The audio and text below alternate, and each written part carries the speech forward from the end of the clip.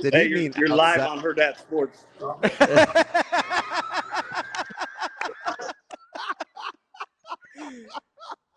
He's just rolling with it, You know, man. we have an awesome school, but there are definitely a couple dead spots. All right, so I'm outside. What's up, buddy?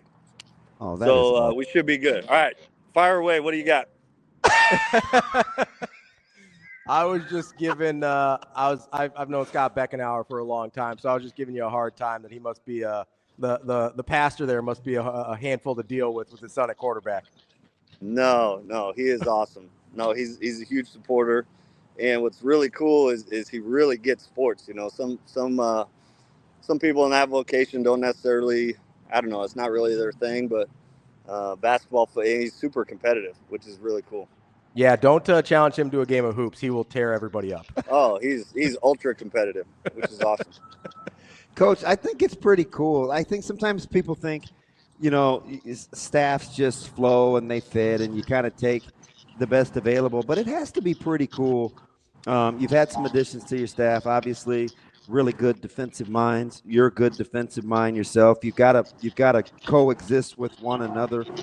Like your culture can embrace and take that, man. You got to be pretty proud of where you guys are and the staff additions and how you've made it work so quickly. Not a lot of people can pull that off. Yeah, I mean, everything starts with your staff. I really do believe that it's super important. Trying to get as many guys in the building is something that is really important to get them around the kids and stuff, and to connect, practice playing, all that stuff. But we've been just every year. We have really good staffs every year, but they just keep getting better and better every year. And this year, we're able to add Coach Pete.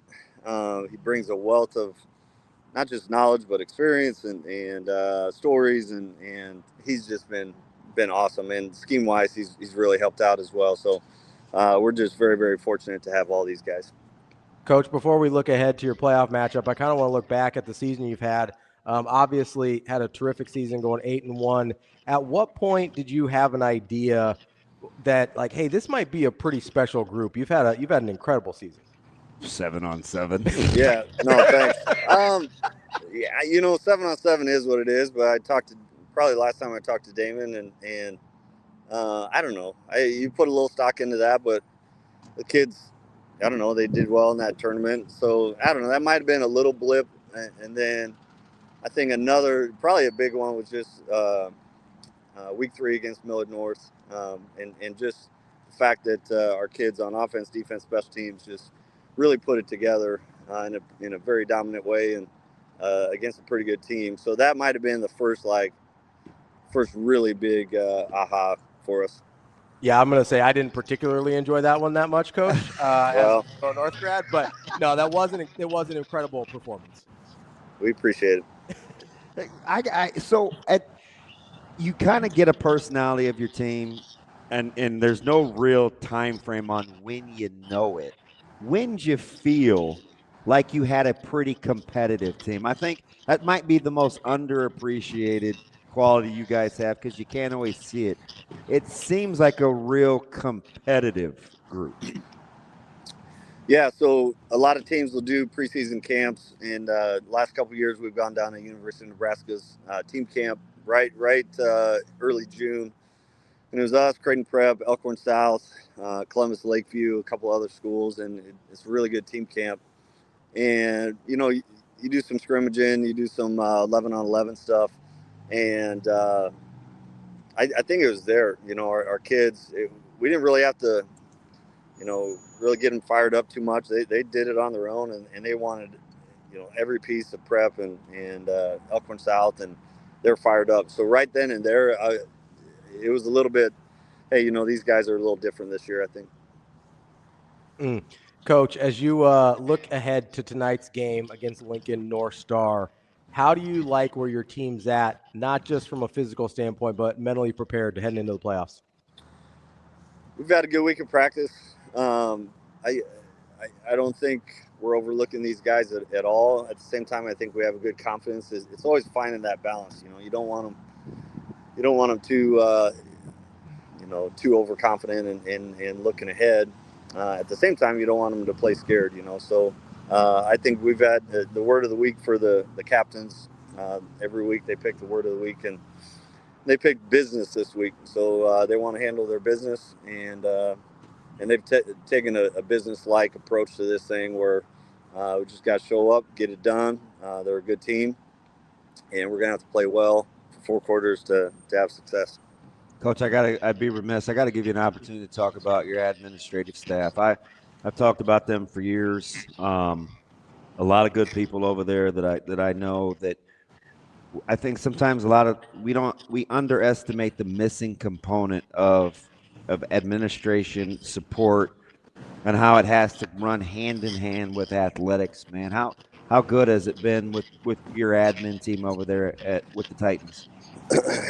I always tell people that for our sport, if the head principal, if the AD, and if the head football coach are on the same page and pushing in the same direction, then you have a shot.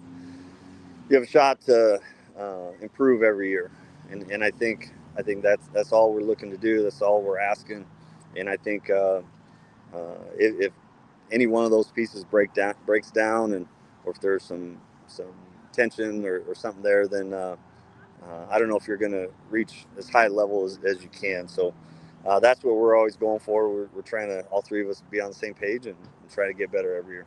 Mm-hmm. Coach, from the beginning of the year to now, where is the place on your team that you've seen the most growth? It's a good question. Most growth, I'd say. I mean, there's a bunch, but I'd say at our corner spot, going into the season, we didn't necessarily know what we had. We graduated 2 kids who wouldn't played college football. So the kids that were coming in, sort of some question marks, and they played really, really well.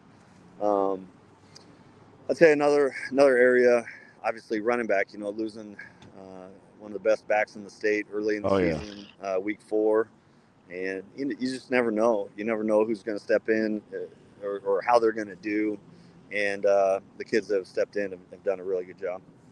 Coach, I'll get you out of here on this. When you guys can play a couple of different styles, when you're playing well, what does it look like for you? Yeah. Offensively, it's completing passes. Our completion percentage is off the charts. We play 2 quarterbacks, and both their completion percentages are ridiculous. We're very fortunate there. So mixing the run and the pass. I mean, these are cliche answers, but like playing good defense and stopping the run, not allowing explosive plays. And then our special teams, we've had probably the best year that we've had special teams wise. Kids are they're completely bought in. They're playing hard, and we try to literally gain advantage in the special team area. And we try to get explosive plays and put people on their heels, special teams wise. So, as a coach, there's been times this year it's been pretty fun. You just sort of sit back and you just sort of watch it happen, and the kids are out there making plays, and it's pretty fun. That is Coach Tim Clemenger of Papillion-La Vista South. Coach, best of luck tonight and throughout the playoffs, and I'm sure we'll talk again soon. Looking good, all Coach. Right. Best Appreciate it. Yep, let's get all these kids into school on time. Some of them are straggling in. You got to start wrangling them up, man. Send them to class. Let's go. All right, Coach. All right. Thanks, guys.